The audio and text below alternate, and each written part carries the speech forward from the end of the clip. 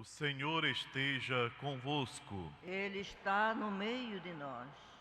Proclamação do Evangelho de Jesus Cristo segundo Mateus. Glória a vós, Senhor.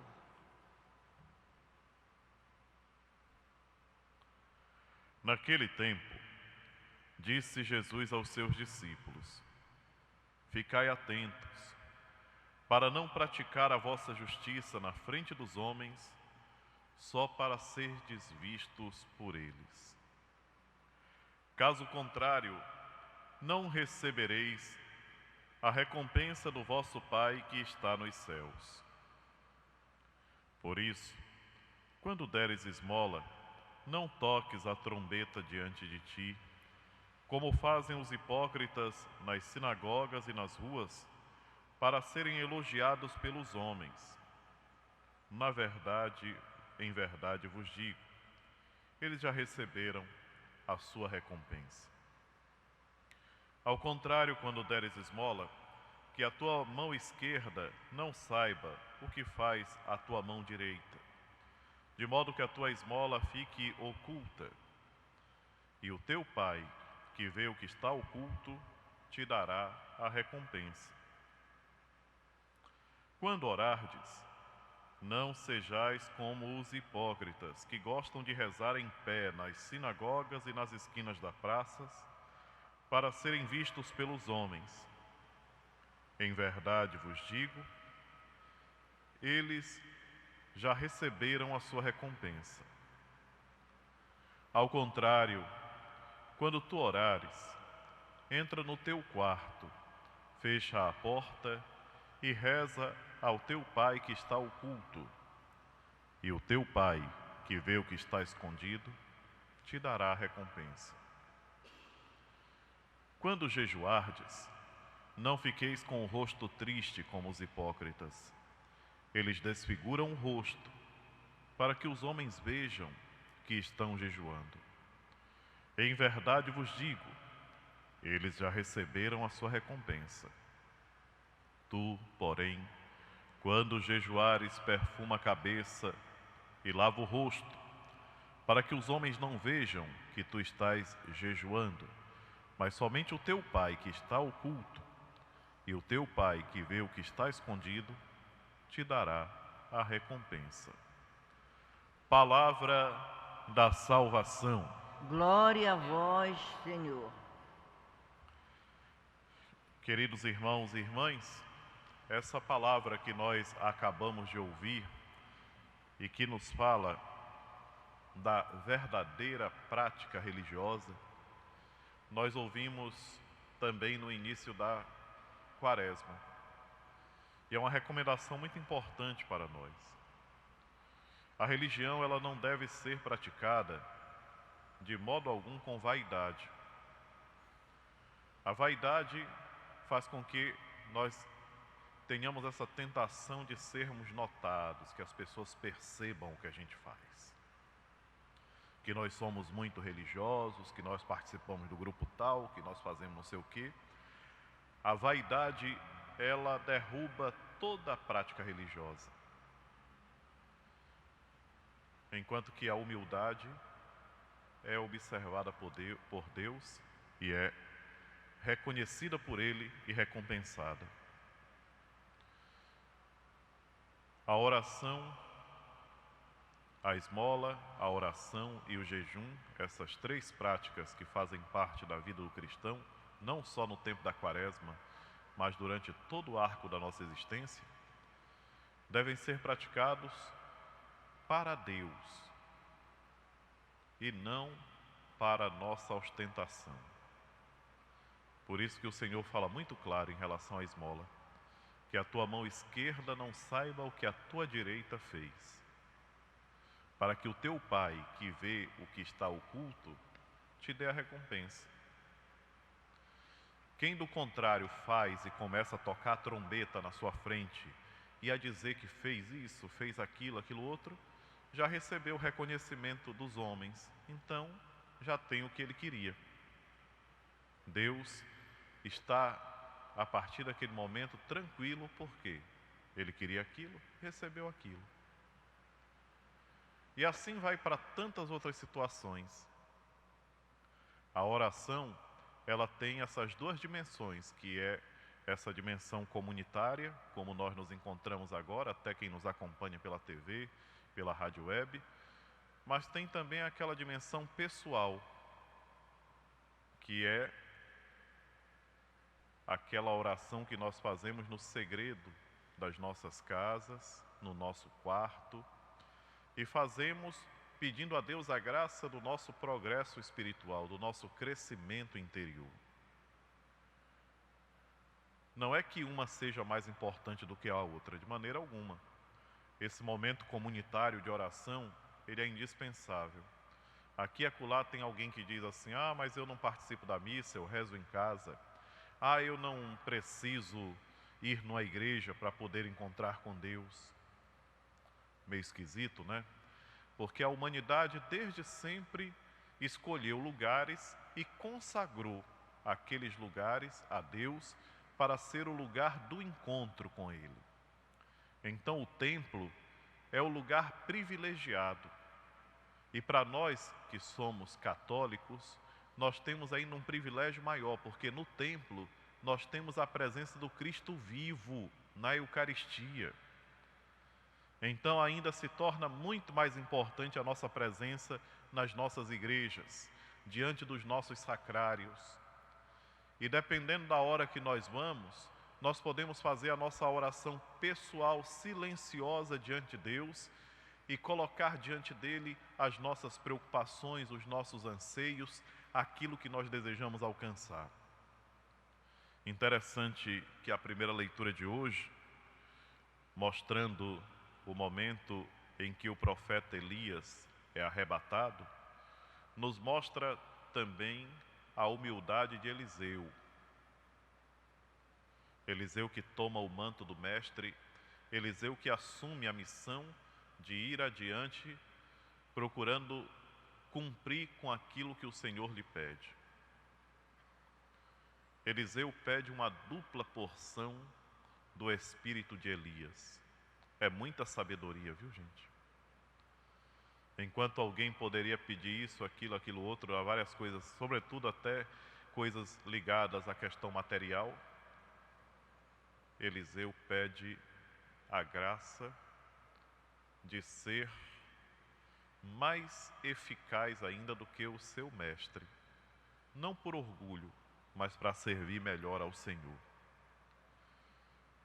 Essas duas leituras de hoje, elas nos ajudam, irmãos e irmãs, a compreender que nós precisamos ter um cuidado especial com a nossa vida interior, com a nossa espiritualidade.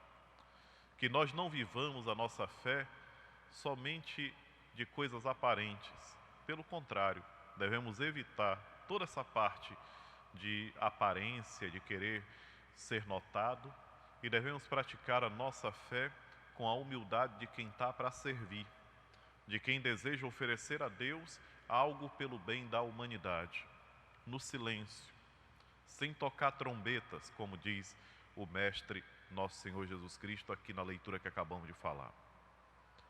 Quem toca trombeta diante de si para dizer que está fazendo esmola, já recebeu a recompensa. Quem faz no silêncio, fique tranquilo, que recompensa maior do que aquela que Deus nos dá, não existe. Não existe. O reconhecimento humano passa, e quantas pessoas que foram famosas e hoje estão no esquecimento. Tem gente aí que, meu Deus do céu, era... Porque, e no que diz respeito à igreja, mais ainda, é como disse São João Batista, é necessário que eu diminua para que Jesus Cristo cresça. E deve ser assim. Nenhum de nós na igreja deve pretender tomar o lugar de Jesus Cristo. A Ele toda a honra e toda a glória.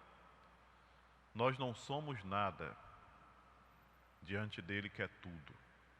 Nós somos servos inúteis. Aqui e acolá tem gente que pensa que é insubstituível. Isso acontece muito, demais. A pessoa fica 4, 5, 6, 10 anos num cargo, ele acha que se ele sair, a igreja acaba. Não acaba. Tanto é que de vez em quando a gente está enterrando um. É assim. Não acaba, não. A igreja, nos seus 2000 anos, já conheceu muita gente que se deixou levar pela vaidade. E eu não falo só do clero, não, viu? Eu falo do clero e do povo de Deus todo. Quantas vezes a vaidade acabou com movimentos bonitos, pastorais maravilhosas, grupos de oração que pareciam assim a coisa mais forte do mundo, e de repente a vaidade destruiu. A vaidade destrói. Mas não destrói só o grupo, não, destrói as pessoas também. É por isso que nós temos que ter um cuidado muito grande, meus irmãos e minhas irmãs. E quando eu falo isso para vocês, isso fica duplamente exigente para mim. É 2 vezes mais exigente para mim.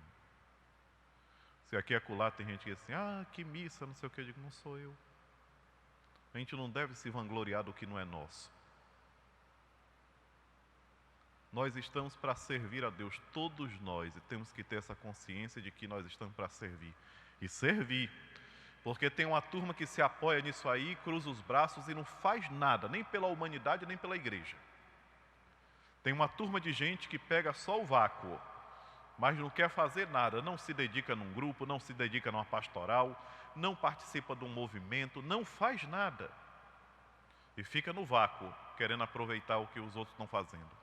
Isso também é uma coisa horrenda, porque todos nós recebemos talentos para pôr em prática. E nosso Senhor Jesus Cristo disse que Ele vai perguntar. Ele vai perguntar, e aí, os dons que eu te dei, o que tu fizeste? E aí a gente vai ficar, de repente, na situação daquele servo que escutou de Deus o quê? Servo mau e preguiçoso. Todos os outros frutificaram, e por que tu não produzistes fruto? E aí como é que a gente vai falar? Nós que não fizemos nada. Aqui e acolá, nós nos deparamos, tem gente que faz uma vida inteira sem colocar uma palha para poder ajudar a obra da evangelização. Isso é triste e é preocupante, porque mostra uma indiferença, e uma indiferença não com os homens, mas uma indiferença com Deus. Viver de maneira indiferente, como se Deus não existisse. Hoje é uma das coisas que mais preocupa na sociedade na qual nós vivemos. Muita gente na indiferença. Muita gente. E é lamentável porque o preço da indiferença somos nós que pagamos. Por isso, queridos irmãos e irmãs, procuremos meditar sobre essa espiritualidade verdadeira que nós somos chamados a realizar. Tem o risco que alguém ouvindo essas recomendações diga, é melhor que eu fique no meu cantinho, não fazendo nada mesmo, porque às vezes a gente faz e é notado, aí de repente, digo não. Uma coisa é a pessoa chegar e dizer, muito bem, você está engajado, que maravilha. A outra é a gente colocar nas redes sociais, botar placa no peito, sair por aí, em toda ocasião está dizendo, olha, sou eu, olha para mim, olha aqui, sou eu. Digo, aí realmente se deixou cegar pela vaidade, e aí a recompensa é aquela que nós falamos. Reconhecimento humano dispensa o reconhecimento de Deus. Se a gente fez para que as pessoas notassem, fomos notados, amém. Já liberamos Deus do compromisso de nos recompensar. Esse ensinamento de Jesus Cristo é muito bonito e vale a pena a gente refletir sobre ele, porque ele nos chama realmente para a realidade. Queridos irmãos e irmãs, nos empenhemos. Cada um de nós pode fazer um pouco. Uma coisa que, de uma maneira silenciosa, todos nós poderíamos estar fazendo nesses tempos, sabe qual era? Rezando 1/3 por dia pela humanidade e, de modo particular, pelo Brasil. Não precisava ninguém saber.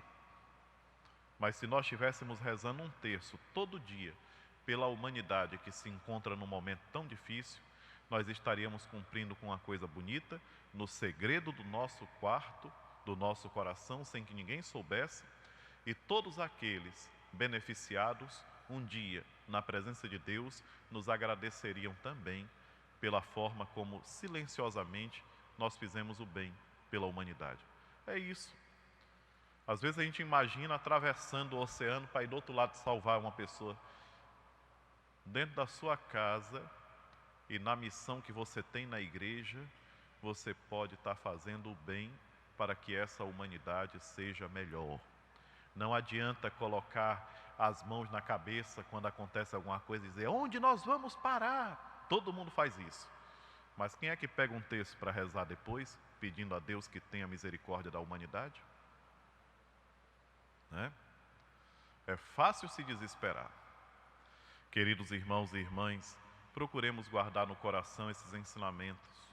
O Evangelho, ele não é algo distante de nós, ele é algo para nós. Agora que nós acabamos de ouvir essa mensagem bonita de Jesus, narrada por São Mateus, compreendamos que essa mensagem é para mim e para cada um de nós que estamos aqui e aqueles que nos acompanham pelo meio de comunicação. Nós temos a tentação de achar que o Evangelho foi escrito para o pessoal de 2000 anos atrás. Ele foi escrito para todos os homens e mulheres, de todos os lugares e de todos os tempos. Que a graça de Deus nos acompanhe. Seja louvado nosso Senhor Jesus Cristo. Para sempre seja louvado.